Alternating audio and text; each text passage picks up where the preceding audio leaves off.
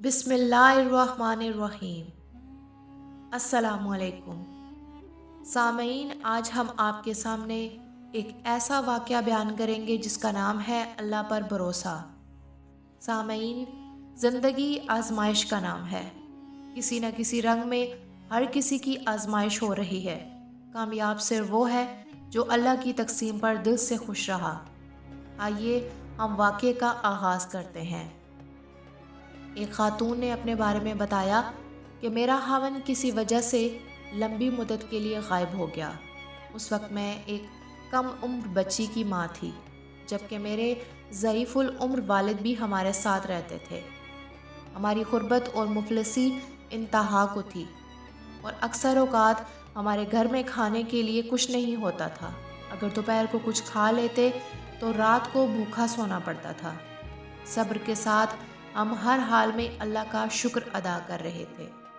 सामईन, अगर आपको हमारी इस्लामिक वीडियोस पसंद आ रही हैं तो हमारे चैनल को सब्सक्राइब कीजिए और बेल आइकन को प्रेस कीजिए ताकि हमारी आने वाली वीडियोस आप तक पहुंचती रहें। उस औरत ने बताया कि एक रात को भूख और अफलास ने हमारा वो इम्तिहान लिया जो इससे पहले कभी नहीं लिया था। मेरी बेटी को शदीद बुखार ने आ लिया। बच्ची की बुखार और भूख से बनी हालत को देखकर मुझे अपनी और वालिद की भूख भूल गई। ऐसी बेकसी और लाचारी तो कभी नहीं देखी थी। जब बेकरारी हद से ज़्यादा बढ़ गई तो मुझे अल्लाह ताला का फरमान याद आ गया कि भला कौन है जो बेकरार की इल्तिजा कबूल करता है जब वो उससे दुआ करता है, और कौन है जो उसकी तकलीफ़ को दूर करता है। जी हाँ, हर किस्म की तकलीफ़, चाहे वो बीमारी हो या भूख हो अफलास, सिर्फ़ एक वही पाक ज़ात है जो तमाम तकलीफ़ को दूर करने वाला है। ये सोचकर मैं उठी और जाकर वज़ू किया। वापस आकर बच्ची के माथे पर पानी से भीगी हुई पट्टी रखी और अल्लाह के हजूर नमाज की अदायगी के लिए खड़ी हो गई। मुख्तसर सी नमाज पढ़ने के बाद हाथ उठाकर बच्ची के लिए दुआ की। उसके माथे से पट्टी उतार कर दोबारा पानी से भिगो कर रखी और एक बार फिर नमाज के लिए उठकर खड़ी हो गई। नमाज के बाद एक बार फिर बारगाए इलाही में दुआ के लिए हाथ उठाए। दुआ से फराखत पर पानी की पट्टी तब्दील की और दोबारा नमाज के लिए खड़ी हो गई, और ये अमल मैंने कई बार किया। इस दौरान अचानक किसी ने दरवाज़ा खटखटाया, इस हैरत के साथ कि भला रात के इस पहर कौन हो सकता है। मेरे वालिद ने पूछा, कौन? और जवाब आया, मैं डॉक्टर हूँ। मैं और मेरे वालिद हैरत से एक दूसरे को देख रहे थे कि इसको किसने बुलाया। मेरे वालिद ने जाकर दरवाज़ा खोला। डॉक्टर ने आते ही पूछा, मरीज़ किधर है? हमने सादगी से बच्ची की तरफ इशारा कर दिया। डॉक्टर ने बच्ची को चेक किया और फिर एक कागज़ का नुस्खा मेरे हाथ में थमाते हुए बोला कि लाएं, मेरी फ़ीस दीजिए और मैं चलता हूँ। मैंने उसे जवाब दिया कि डॉक्टर साहब, मेरे पास तो आपकी फ़ीस देने के लिए पैसे नहीं हैं, बल्कि हमारे पास तो कुछ भी नहीं है।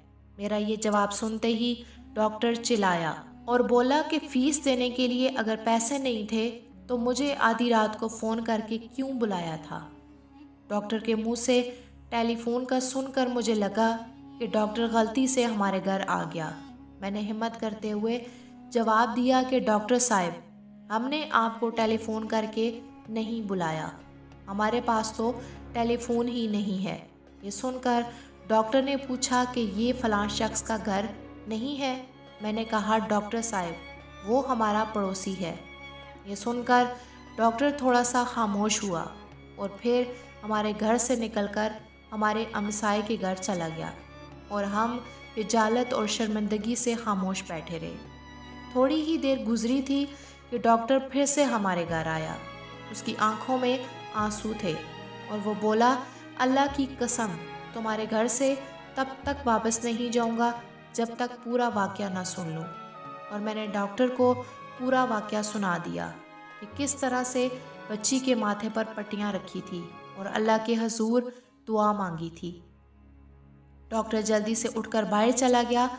जब वो वापस आया तो हमारे लिए रात का खाना, बच्ची के लिए दवाएं और कुछ घरेलू सामान लाया। اس نے ہمیں بتایا کہ اس کی طرف سے ہر مہینے ایک تنخواہ ہمیں اس وقت تک ملتی رہے گی جب تک اللہ چاہے گا۔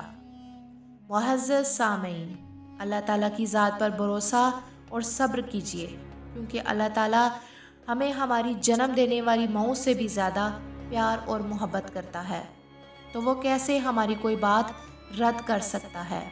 ان اللہ مع الصابرین، بے شک اللہ تعالیٰ صبر کرنے والوں کے ساتھ۔ حضور صلی اللہ علیہ وآلہ وسلم نے ارشاد فرمایا، مومن مرد اور مومن عورت کا جسم، مال اور اولاد ہمیشہ کسی نہ کسی آزمائش سے دوچار رہتے ہیں، یہاں تک کہ جب وہ بندہ اپنے اللہ تعالیٰ سے ملتا ہے تو اس کے بدن پر گناہ کا ایک دھبا بھی باقی نہیں رہتا۔